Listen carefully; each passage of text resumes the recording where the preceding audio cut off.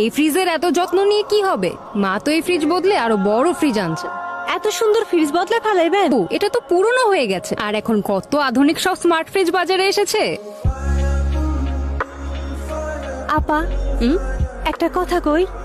বলো। খালাম্মাই যদি আমার ফ্রিজটা দিতেন, তাহলে আমি বেতন থেকে আস্তে আস্তে টাকা শোধ করে দিতাম। খুব বেতনের বাহাদুরি হচ্ছে না, যা কাজে যা। খালাম্মা, আফা, আমাকে নতুন ফ্রিজ আইছে। শোন, তোর স্বামীকে বল একটা ভ্যান নিয়ে আসতে। কেন খালাম্মা, কোনো কাম আছে? এত বড় ফ্রিজ কি মাথায় করে নিয়ে যাবি?